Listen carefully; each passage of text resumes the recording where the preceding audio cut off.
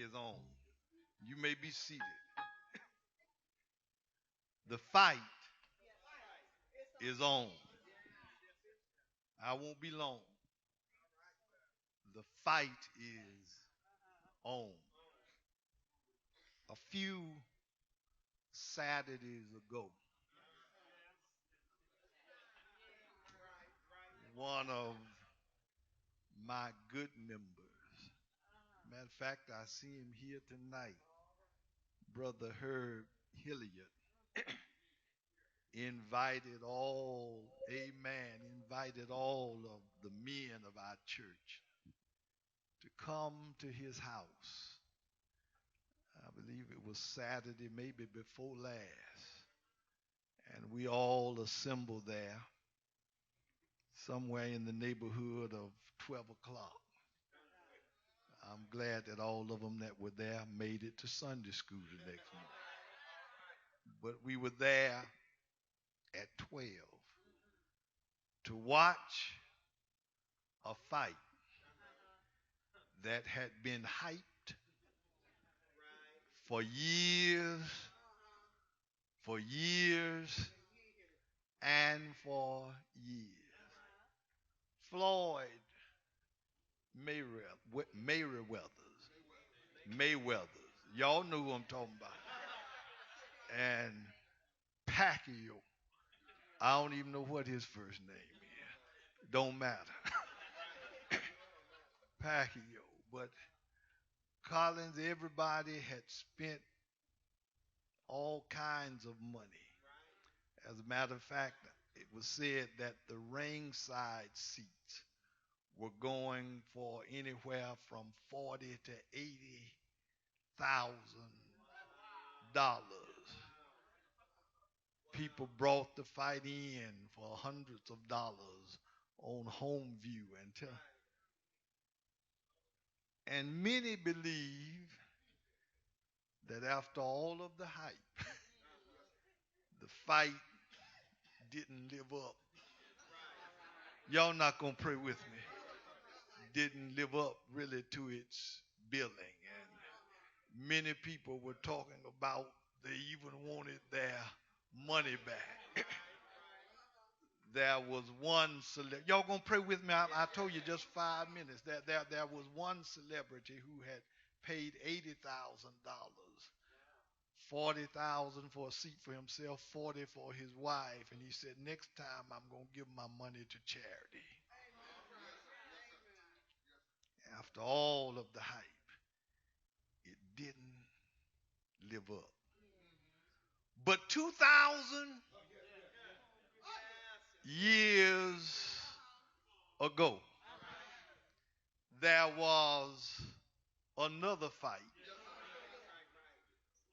that took place, Kim, not in Las Vegas, Nevada, but my Bible declares that it took place in the wilderness, in a desert place. Well, I feel my help coming on here. In a desert place, no water running down the rock, no birds sitting in the bough trees singing their song. The only flower was a cactus in the desert. Why would they hold such a fight in a desert place? Well, Jesus was led there by way of the Holy Spirit. It says it right here in the word, and Jesus was led up of the Spirit into the wilderness. Why would the Spirit lead him into the wilderness? Well, many times when you find yourself in a wilderness place, it's so you can have a fight. Y'all not gonna pray with me. It's so you can have a fight in order that God can prove himself by way of I wish I had somebody to pray with. By he proves himself by way of manifesting himself within you to bring about a victory for you in order that the world can see this fight in a desert place. And do you know what the Bible declares right here? That the devil showed up. How many of you in here know the devil will show up? Now he will show up. And the thing about that is he don't have no legs. Y'all do know it's been a lot of speculation and argument about who or what the devil really is. We know he's not a noun. He's not a particular person, place, or thing. If he's not a person, place, or thing, he must be a spirit. And if he is a spirit, wherever he wants to go, he must use somebody's legs. Therefore, if the devil is in here tonight, somebody brought him. Look at your neighbor and ask him, did you bring him? Did you?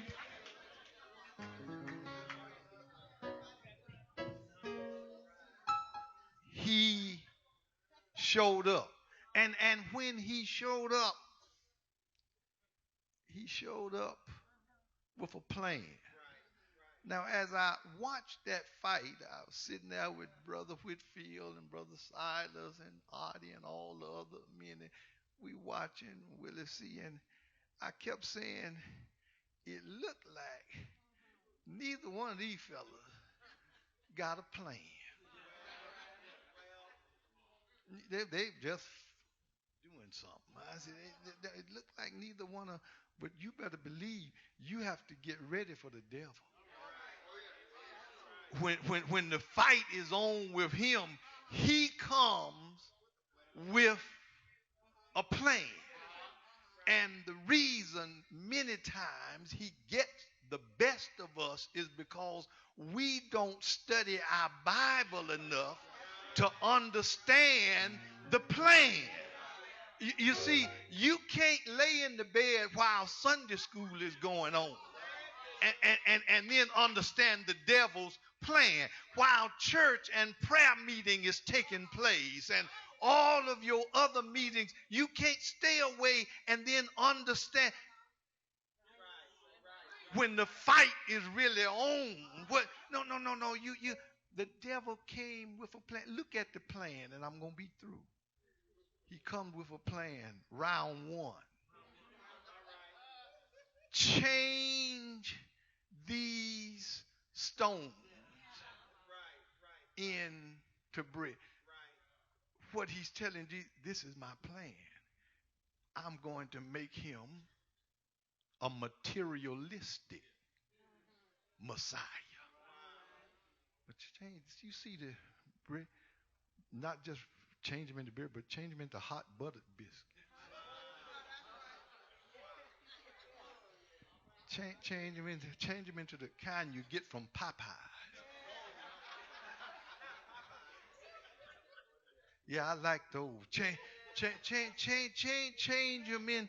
He goes about his plan is to make Jesus then a materialistic Messiah.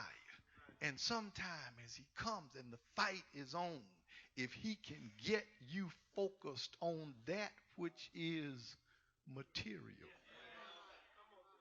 that some people are just so wrapped up in materialistic things, sell out for materialistic things. And God knows that we need houses and lands and cars and but he says, seek ye first the kingdom of heaven and its righteousness, and all of the other things will be added. So Jesus said, no, I'm not.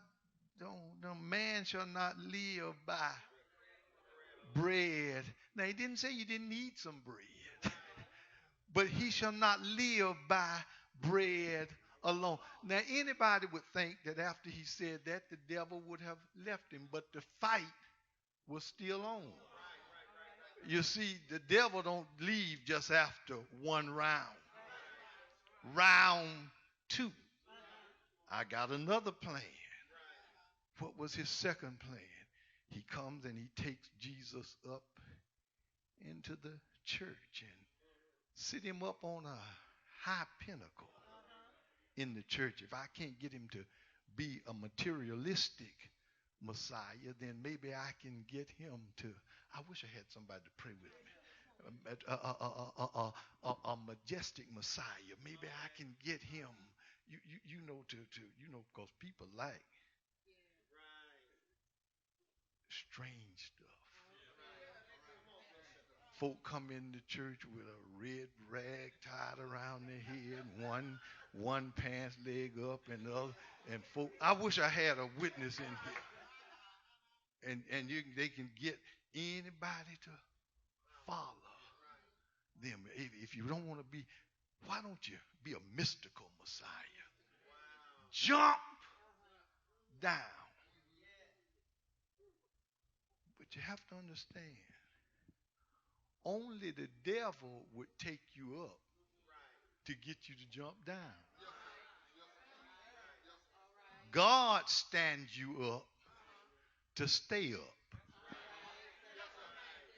Somebody when God picks you up, he wants you to stay up. Only the devil sits you up. He set Jesus on a high pinnacle and told him, jump down. Jump down. You won't hurt yourself. The angels are going to catch you.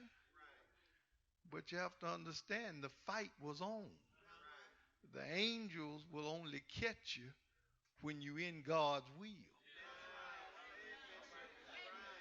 Look at somebody and ask them, are you in God's will? Yeah. You no, don't. You go out of here, and that's something that's called the law of physiology. Now you go out of here and climb up on top of this building and jump. Talking about the Lord gonna catch you. No, you gonna break something. Can I get a witness? No. You. No. Jesus said, no. Thou shalt not tempt the Lord thy God. Do I have 5 more minutes? And you have to understand when the fight is on, it's very important for us to stay in the will of God. The will of God. Shake somebody's hand and ask them, are you in the will? Are you in? Are you in the will of God? Well, the devil leaves him again for just a few minutes. Then round 3, he's back. And this time he takes him up on a high mountain. And he shows him all the kingdoms of the world in a moment, in a twinkling of an eye. The might of Babylon, the splendor of Rome. He shows him, Collins, all of that. And he tells him, I'll give you all of this if you fall down and worship me. If you don't want to be a political, if you don't want to be a majestic Messiah, if you don't want to be a materialistic Messiah, maybe you can be a political Messiah. I'll give you all of the power. But here is the point that people don't get sometimes. Why would you fall for a trick of the devil when he's trying to give you something that already belonged to you?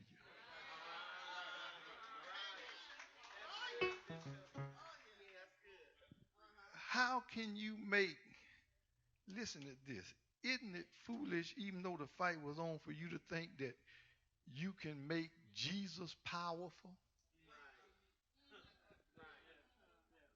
you're going to give him power.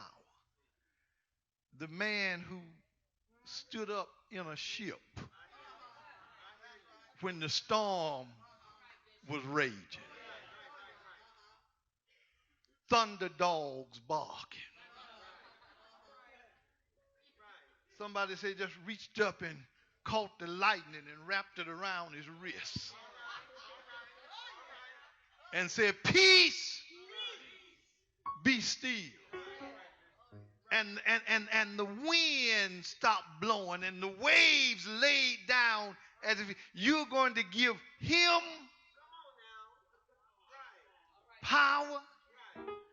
The man who told you to get up this morning. And your eye, can I get a witness? Your eyes flew open. The man who told Sydney to sit down at this piano and play it for me, and you don't need a lesson, just put your fingers on it. And you're going to give him power. The man who set this young lady up and established her and allowed the city to see the fruits of her labor, and you're going to give him power. The man that got in the car with you this evening and rode to this church with you, stopped other cars from running into you, kept back hurt, harm, and danger, and didn't even let you have a flat tire. And if you had flat tire, he put AAA in your pocket. I wish I had a witness. And you're going to give him power. Devil trying to give Jesus what he already had. He said, the earth is mine and the fullness thereof. No, all souls are mine, Satan. It's just the soul that sinneth that will die. You can't, in other words, I tell you what, the fight is over. Get behind me. The fight's been on, but now the fight is over. Just get behind me, because thou should worship the Lord thy God, and him only shall you serve. I'm almost done, but I just want to close out by saying to somebody in here, the fight is on for you tonight. The fight is on. The fight is on for your health. He's trying to rob us. Can I get a witness of our health? But look at somebody and tell them he's not going to take my health. Tell them tell them the fight is on.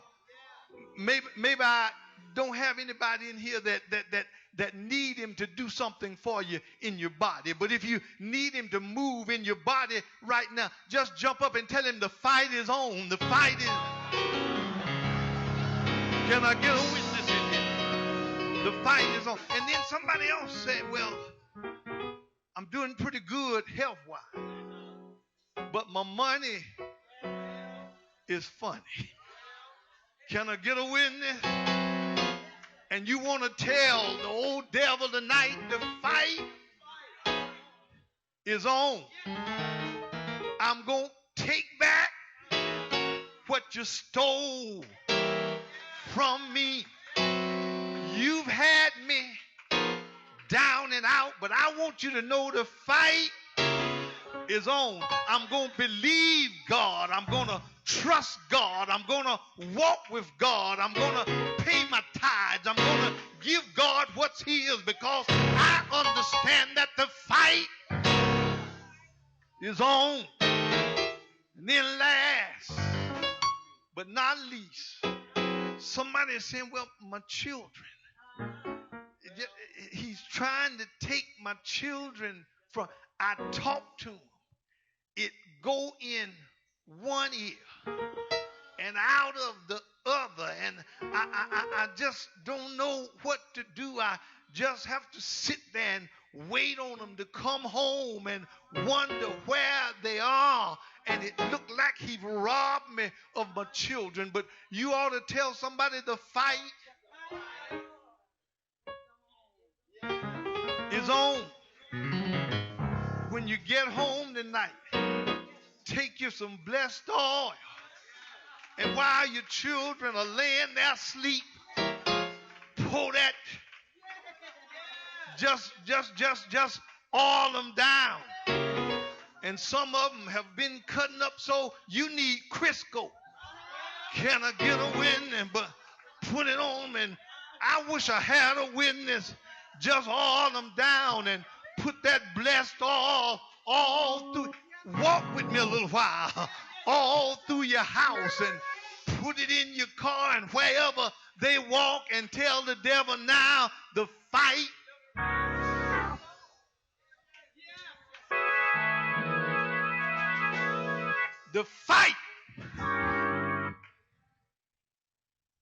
is on.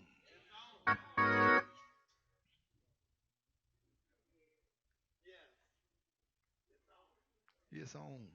I feel God in this place. The fight is on. There was a little boy, and I'm done, that always asked his mother if he could go down the street and play in the evening. About a mile down the road, he lived in the country, the story is told. And he would walk down the road to play with his little friends, and on his way down to their house, he would pass this little wooden church that was sitting on the side of the road. And one day he went to play with his friends, walked, and it started getting dark. He was on his way back to his house. Sun had gone down, stars and moon had come out, and he's walking back up this dark road, and it was some other little boys waiting in the bushes to ambush him. And when he got to where they was, they jumped out, and the story goes that he started running, and every time he looked back, it looked like they were gaining on him. And he knew that he couldn't do anything with three against one, so he kept running. He said, well, it don't look like I'm going to make it back to my house. But as he was running, he thought about that little wooden church that he would always pass. And when he got to the church, he ran in the church, ran down the aisle, and got down behind the altar. And he said, you know what? I'm not worried no more. Because if they come in here in order to get me, they got to come through Jesus. Can I get a witness? The fight have been on. But somebody tonight need to run into the church. You need to run down the aisle, and you need to get down behind the altar. And that way, whatever it is that have been running you, whatever it is that have been trying to overtake you, the fight have been on. But in order to get to you, they got to come by Jesus. And how many of you know that if you hide yourself in Jesus, sometime when the fight is on,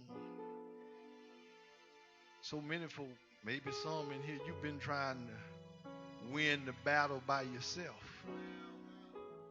But you got a big brother. And when your big brother show up, you talk big then. Can I get away when your big brother show up? Look at somebody tell me you you know they running you. The world is running you. But when your big brother show up, you ain't gonna do nothing to me. Or you ready because you know that big brother got your back. I've been talking about the fight is on. It's in some of our lives, it's been on a long time. And the fight has taken a whole lot out of you because you've been fighting it by yourself.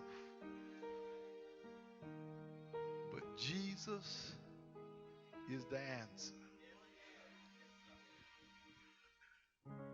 And if you can just get behind him and tell him, Lord, I'm tired, but can you take over a few rounds for me? I wish I had a witness. Can you take over a few rounds for and you push him out there to fight for you.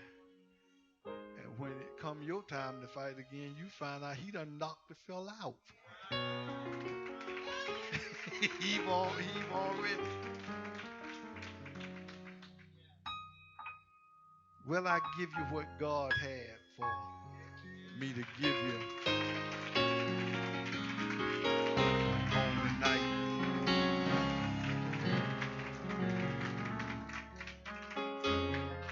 I'm going to let the young fellas do the hollering. Amen. I just wanted to get us started out tonight on a foundation by letting us know this week that the fight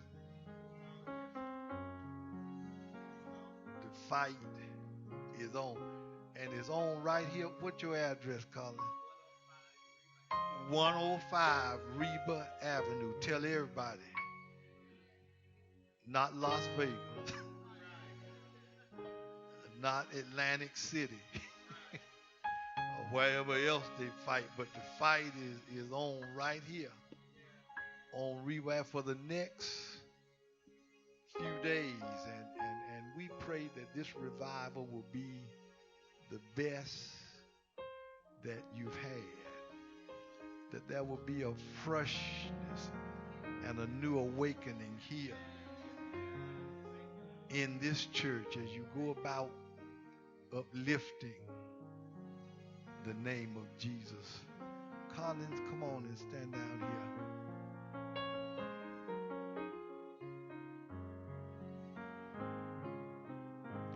I want the other members of this church to come.